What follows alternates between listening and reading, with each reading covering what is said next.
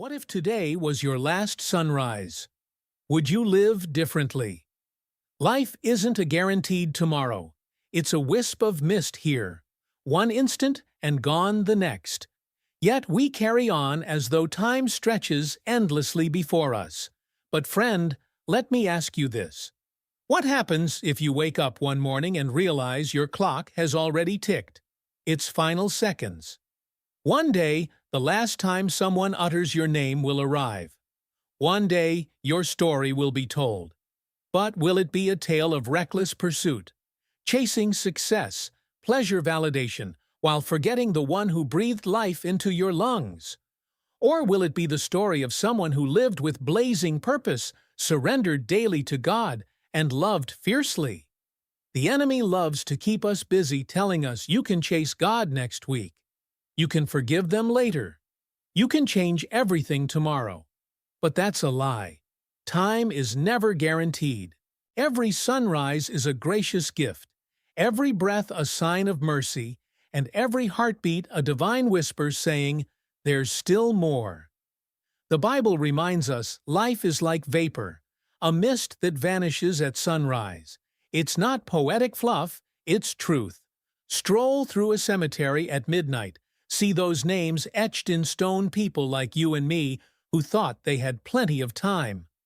Turn on the evening news. You'll find stories of lives cut short in traffic accidents, sudden illnesses, tragedies with no warning. Death doesn't ask permission. It doesn't wait for your perfect timing. It doesn't care if you've built that dream job saved for retirement or made peace with everyone. It just comes. But here's the beauty hidden in that reality. The brevity of life isn't meant to paralyze us. It's meant to propel us forward. When the truth sinks in, realizing your time is short, you start to live differently. You wake up with a sense of urgency. You stop rehearsing empty words and speak life-changing truth. You choose forgiveness over grudges, soaking in freedom instead of bitterness. You worship with abandon. You stop pouring energy into shallow pursuits or people who don't matter. You start living every single red-letter day for the one who gave it to you. Imagine spending today without carrying hurt in your heart.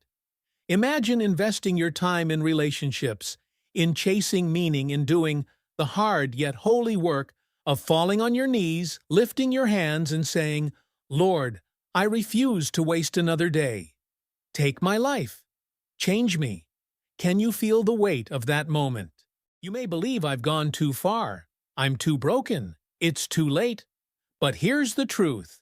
If you're still breathing, God's story for you isn't finished. If your eyes open today, it means there's purpose left within you. There's someone waiting for the gift only you can give. There's a message that only your voice can deliver. There's glory that still can break through your life and shine through your scars. So what will your story be? A life squandered chasing distractions, or a life set ablaze with purpose, love, surrender, and hope? The choice is yours. Don't wait, live now with eyes wide open to the beauty and brevity of this precious moment. But here's the turning point you must decide. Will your life be one of default or design? Will you drift along the currents of comfort and distraction, or will you rise each morning with intentionality burning in your chest?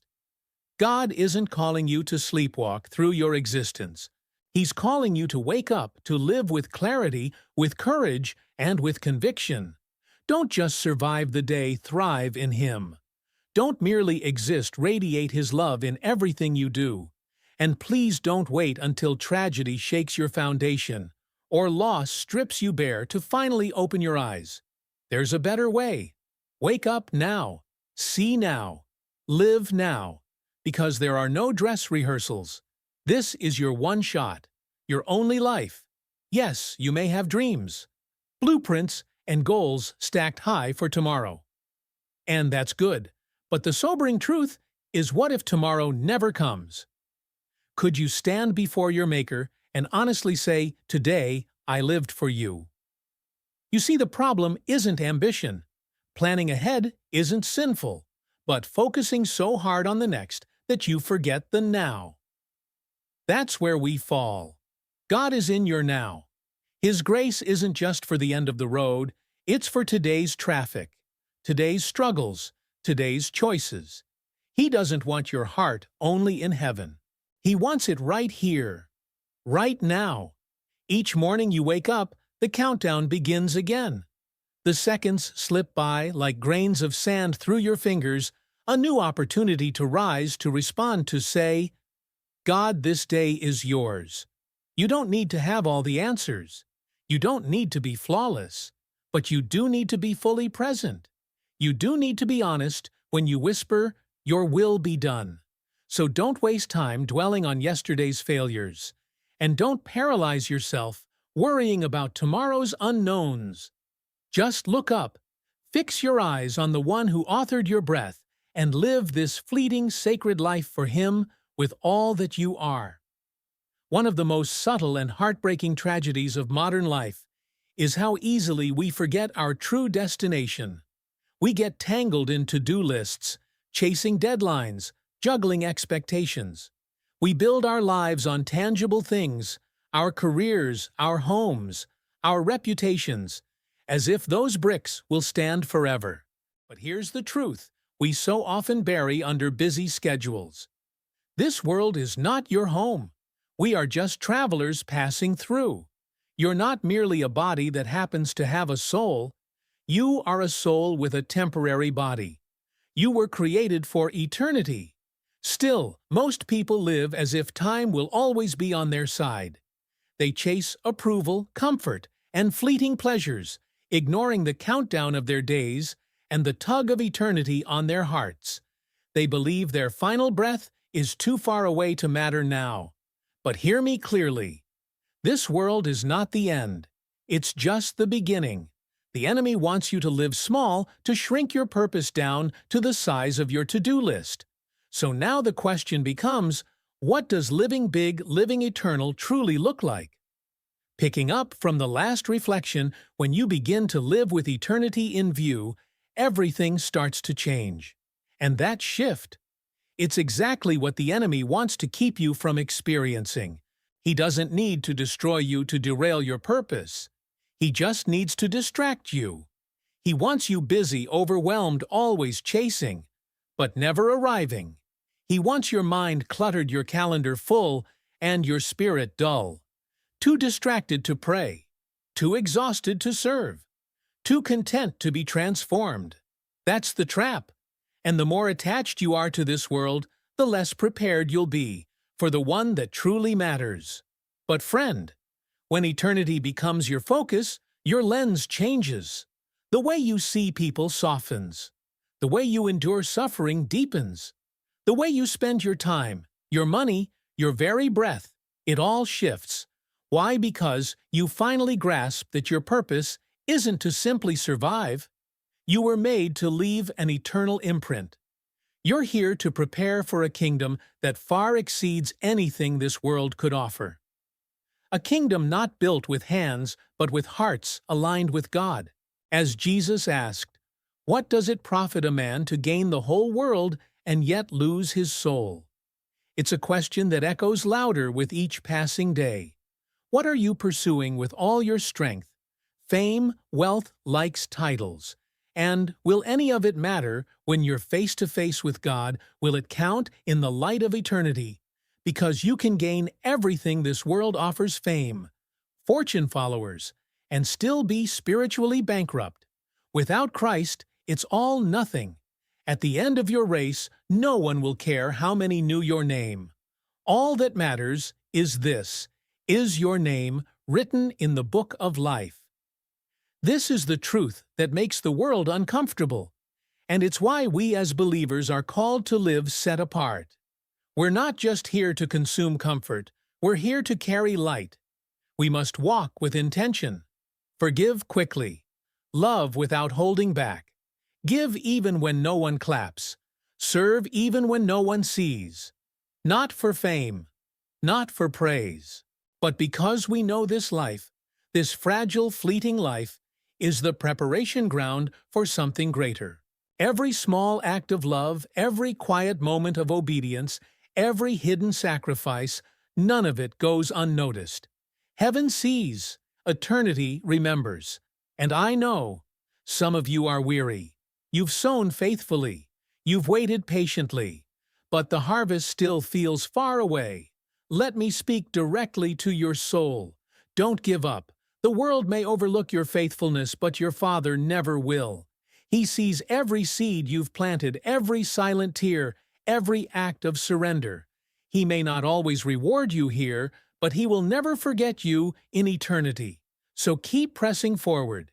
Keep showing up. Keep doing good. For in due season you will reap if you don't give up. This life, it's not about comfort. It never was. It's always been about calling, about faith, about the race set before you and the courage to run it well. This life, it's just a blink, a vapor, a breath compared to the eternity that's waiting. And yet how often do we live as though this blink is all there is? So let me ask you, what are you waiting for? Stop being afraid of discomfort. Stop shrinking back from the hard parts. Start living boldly. Start living urgently. Eternity is too close to play it safe. It's far too near to live a half-hearted, lukewarm life. Some people are stuck waiting for the perfect season. They think I'll follow God fully once things settle down. Once I get that job, fix that relationship, or feel more spiritual. But what if this is your last season?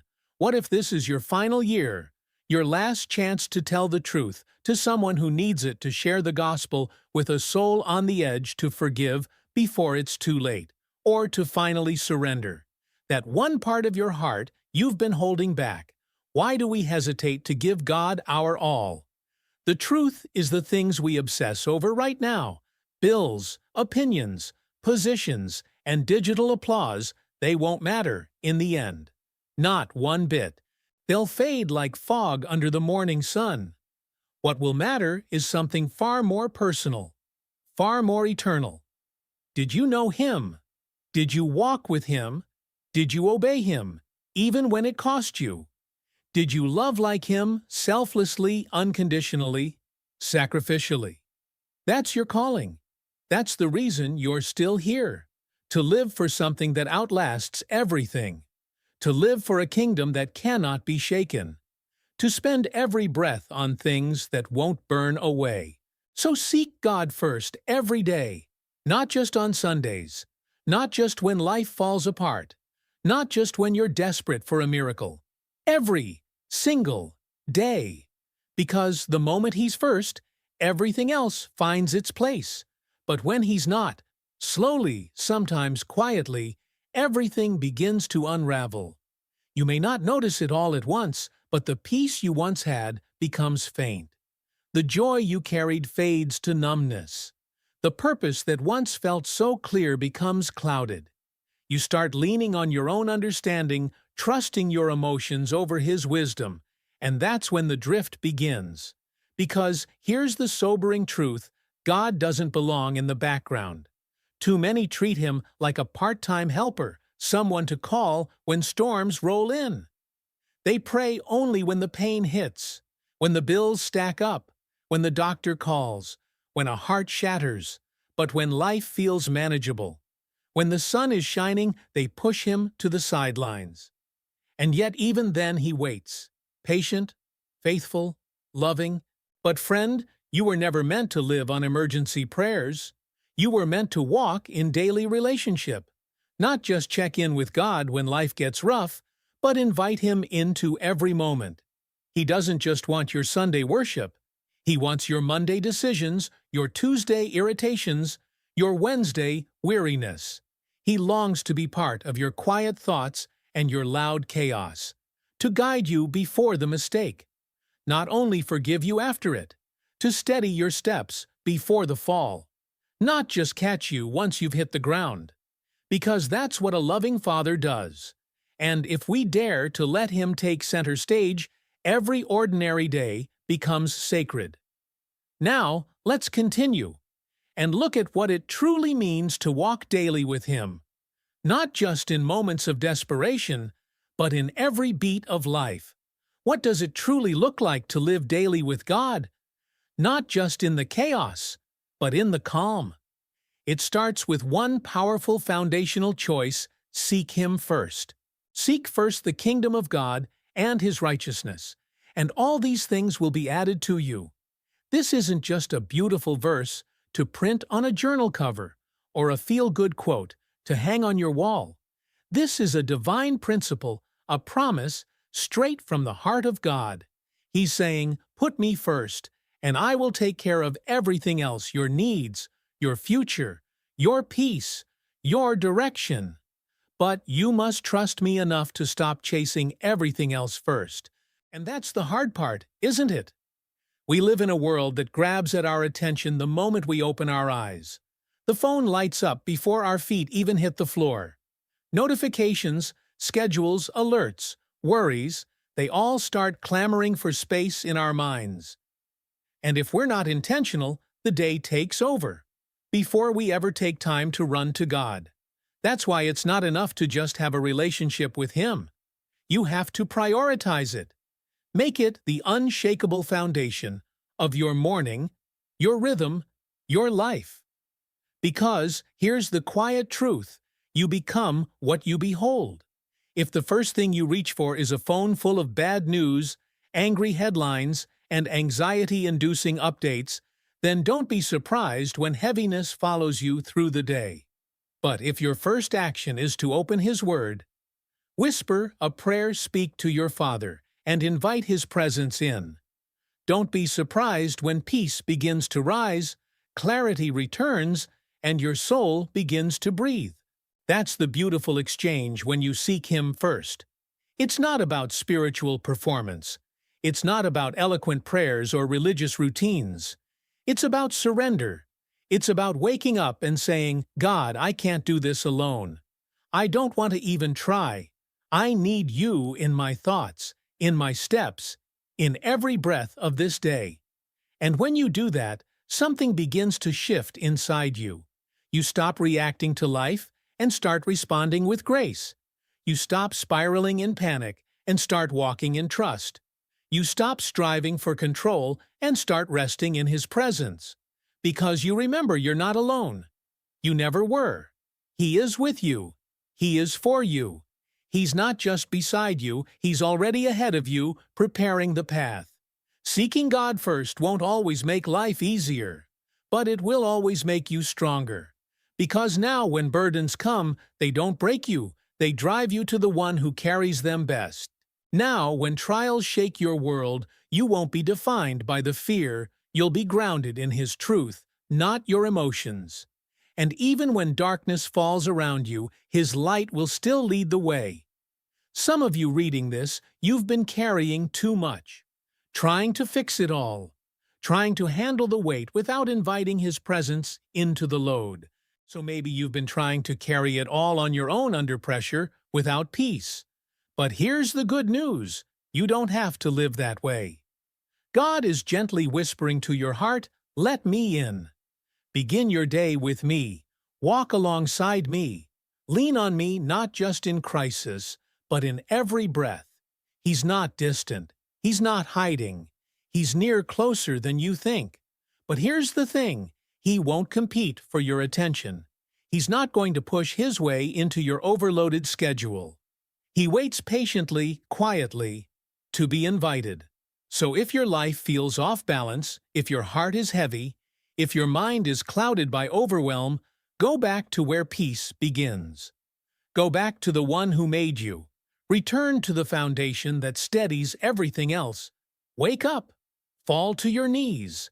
Lift your voice raw, real, unfiltered, and say, "Lord, this day is Yours. I am Yours. Lead me, shape me, strengthen me. Strip away anything in me that doesn't bring You glory." Now maybe you're thinking, that sounds nice, but what does that actually mean? It means choosing to let go of the habits, attitudes, and hidden weights that are quietly stealing your peace and pulling your heart away from God. And believe me, we all carry things, some subtle, some obvious, that choke out the very purpose and power God longs to pour into our lives. Some of you are holding on to bitterness. You've been hurt, lied to, let down. And I get it. It's not easy to forgive. But hear me, unforgiveness is like drinking poison and hoping the other person feels it. It's not destroying them, it's destroying you. It's robbing you of joy, blocking your freedom, and silencing the peace Christ died to give you. The enemy loves to weaponize your pain to trap you in a cycle of anger and resentment. But you can't keep carrying that burden. You were never meant to. It's time to release it. Not for them, but for you. Say it with courage. I'm not carrying this anymore. I'm giving it to God. Others of you are drowning in shame, guilt from past mistakes. And the enemy keeps whispering, "You're not worthy. You're too broken. You've gone too far." But hear this truth louder than the lie: God's grace is bigger than your past. His love is deeper than your worst decision. You don't need to keep dragging around shame that's already been nailed to the cross. Let go of condemnation.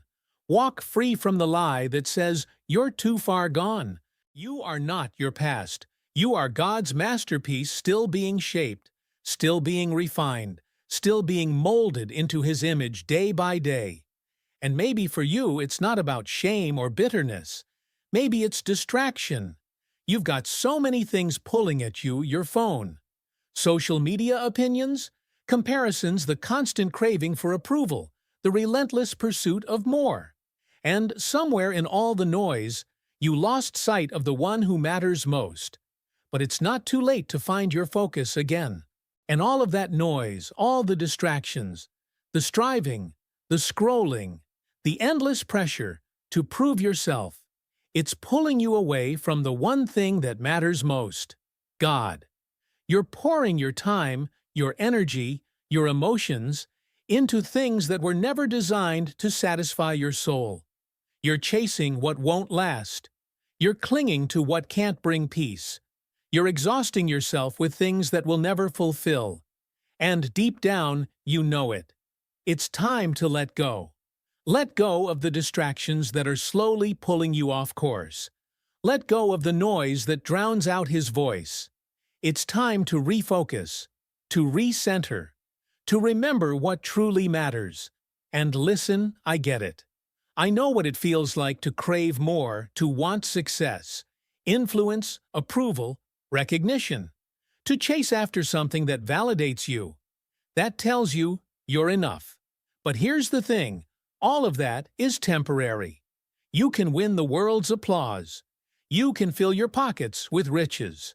You can climb every ladder, check every box, and still feel empty at the end of the day. Because none of it will ever fill the void inside you. Only God can do that. Only His presence, His love, and His calling can bring the peace your soul is desperately searching for. And it's not just the distractions around us, it's also the battles within us. There are some things we carry in our minds that we were never meant to hold: negative thoughts, worry, fear, doubt. Maybe you've said, "I can't help it. I'm just a natural worrier." But friend, that is not your identity. God didn't create you to live paralyzed by fear or crushed under the weight of anxiety. He called you to walk in faith, to trust Him, even when you don't have all the answers. So the next time fear rises up, don't let it win. Speak truth over it. Declare, "God has not given me a spirit of fear, but of power, love, and a sound mind." Let go of the worry. Hold on to the truth. God is in control, even when you aren't. And then there are the things we cling to, not because they're good, but because they feel comfortable. We know they're holding us back. We know they're hurting us, but we keep them close because they've become familiar. Maybe it's a toxic relationship. Maybe it's a secret habit. Maybe it's a lie you've believed about yourself for so long it started to sound like the truth. But here, this comfort is the enemy of growth. If you're not willing to step out of the familiar, even when it's hurting you, you'll never experience the freedom that comes with obedience to God. But here's the good news. God is calling you out of that place. He's not calling you to comfort. He's calling you to purpose, to something new, something better, something eternally meaningful. It's time to stop letting fear of change hold you hostage, because the comfort you're clinging to, it's actually keeping you from the abundant life God has already prepared for you. Let it go. Step out. Step into the calling He's placed on your life. And remember this, letting go isn't weakness. It's strength. It takes strength to forgive when you've been wounded. It takes strength to release shame and walk boldly in grace. It takes strength to turn away from the shallow distractions of this world and say yes to something deeper, eternal, divine. It takes strength to leave the comfort zone and trust God with the unknown. And here's the beautiful part, you don't have to do it alone. God is not asking you to muscle your way through surrender. He promises to walk with you, to carry you, to fill your empty hands with peace, joy, and purpose. You simply have to be willing to release what was never meant to define you, so He can give you what was always meant to sustain you. Because the moment you let go of what's been holding you back, God will pour in everything you've been missing. His peace, His joy, His presence. So let me ask you, what is it for you today?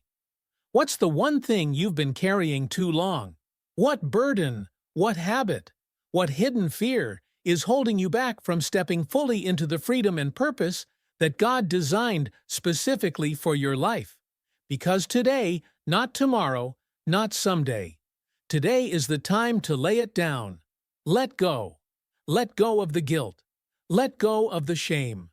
Let go of the weight that keeps you stuck in place. And let God do what only He can: fill you, renew you, restore you, and lead you into the life He created you to live. You were never meant to carry it all. You were never called to figure everything out on your own. There are moments in life, and maybe you're in one now, when everything feels like it's falling apart. The pressure is suffocating. You've tried every option, and yet nothing is working. You're worn out, overwhelmed, and you can't see a way forward. But pause with me for just a second, because this is what you need to remember. God is bigger than your problems. His power is greater than your circumstances. His presence is closer than the panic trying to overtake you. No matter what you're facing today, no matter how impossible the situation may look, God can turn it around. Don't forget that. Not for one moment. When you're walking through the darkness, when the road stretches too long and your strength feels too small, that's when God's power shows up the strongest. That's when your weakness becomes the stage for His glory. And that, my friend, is the beauty of real faith. It's not about what you can do, it's about who you're trusting to do what you can't. You may feel like you're being buried by your struggle, like the storm is swallowing you whole. But hear this: God doesn't bury His people, He plants them.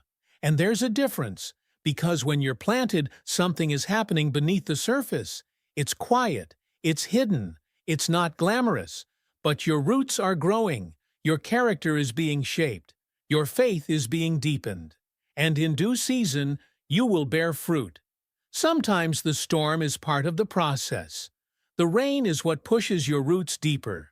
The struggle is what builds your strength. The pain is what refines your purpose. So don't just survive the storm, grow in it. Shift your perspective. Instead of asking, "Why is this happening to me?" ask God, "What are you teaching me through this?"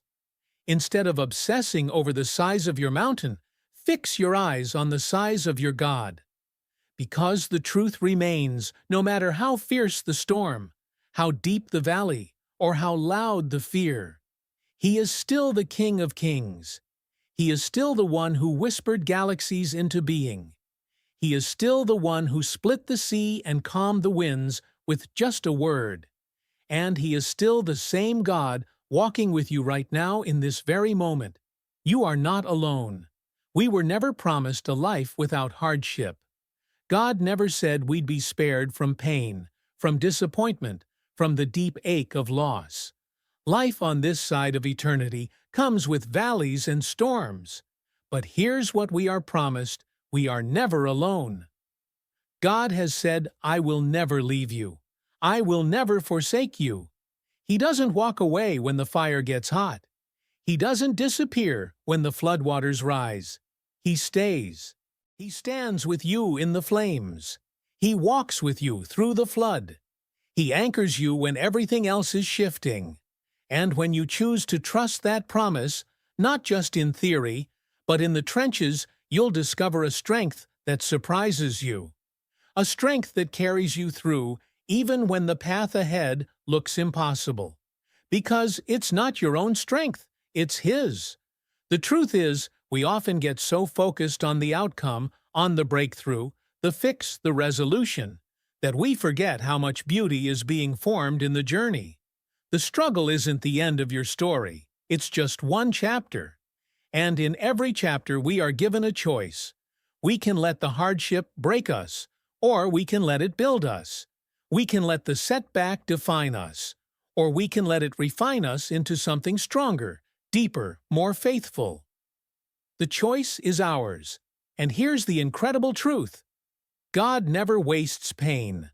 Not one tear, not one night of crying, not one moment of confusion. Every trial is an invitation, an opportunity for God to shape you, to mold your heart, to refine your character, to prepare you for a purpose you haven't seen yet. And when He brings you through it, because He will, your breakthrough won't be just for you. He gives you victory not only to bless you, but to use you.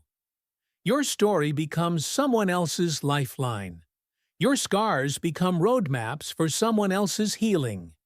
Your testimony becomes a beacon for someone walking through their own storm. Think about it.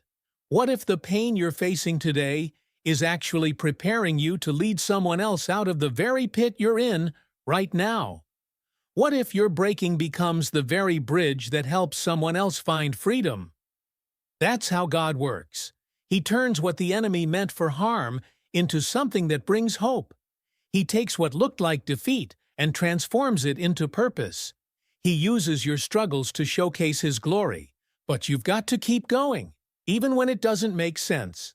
Even when every part of you wants to quit. You've got to trust Him. Keep walking by faith, even when the road is blurry, even when you can't see the next step. Because God's plan for your life, it's so much bigger than what you can see right now. His purpose is higher. His timing is perfect. And even when you don't feel it, He's working behind the scenes. He's setting things in motion, aligning hearts, preparing doors, crafting moments. And that's why Romans 8:28 speaks so powerfully into our pain. And we know that in all things God works for the good of those who love Him, who have been called according to His purpose. So as we saw in the last part, God is always working even in the unseen, even in the pain. And because of that truth, we can hold on to hope with both hands even when the night feels long. That means no matter what you're going through, God is still at work. He hasn't stepped away. He hasn't forgotten you. He's using everything you're facing, not just the good moments, but the hard ones too, to shape you, to prepare you, to mold you into the person He designed you to become. When you begin to see life through that lens, through the perspective of purpose, you stop shrinking in fear and start standing in faith. Because now you know that nothing is wasted. Not one moment, not one tear, not one battle. So don't give up. Don't walk away just because it's hard. I know there are days when the weight feels unbearable. I know there are nights when it seems like you can't take another step. But hear me, you are closer to breakthrough than you think. You are nearer to the victory that God promised than you've ever been. And if you'll just keep pressing in, if you'll keep walking, even with trembling legs, you'll see His hand move in your life in ways that go beyond what you imagined. Because God doesn't just show up, He shows off right in the middle of the impossible. No matter how long the night may feel, joy is coming with the morning. You may be stuck in the dark right now, but the sunrise is on the horizon. Hold on. Keep walking. Keep trusting. Keep believing. Because God is faithful and He will bring you through. The truth is, we don't have time to waste. Life is far too short to be spent chasing empty things, living for applause that fades, or obsessing over goals that don't carry weight in eternity. Every day that passes is a day we'll never get back. So let's live it well. Let's live it with purpose. Let's live it on mission for God. It's easy to get distracted. The world is noisy. Success pulls at your pride. Expectations scream for your attention. And if you're not careful, you'll wake up one day and realize you've spent your entire life climbing a ladder that was leaning against the wrong wall. And that is one of the greatest tragedies of all. You see, the clock is ticking. Time won't slow down for any of us. It doesn't matter how much money you make, how popular you become, or how high you rise in your career. At the end of it all, none of that will matter. What will matter is how you lived. Did you live for yourself, or for the one who gave you breath? Did you pour your energy into what's temporary, or into what lasts forever? That's the question we all have to answer, and not someday now, because tomorrow it's not guaranteed. There's a saying you've probably heard: people won't remember what you said, but they'll remember how you made them feel. And that's true. But let's go even deeper. You won't remember how many things you collected. You won't care about how many boxes you checked, or how many titles you carried. So if time is short and eternity is real, then what will truly matter in the end, it won't be the accolades or the accomplishments. It will be this: how you lived and who you lived for. Because what you will remember isn't how much you achieved, but how well you loved. You'll remember the faces of those you helped, the quiet conversations where your encouragement became someone's turning point, the choices you made when no one else was watching, choosing God over comfort, faith over fear, love over hate. Those are the moments that will last. So what does it actually look like to live every day for God? It all starts in the heart with a decision, a posture. It starts with seeking Him first. That means placing Him not just on your list of priorities, but at the very center of your life. Yes, life pulls us in 1,000 directions: jobs, families, goals, pressure, noise. But if God isn't first, everything else falls out of balance.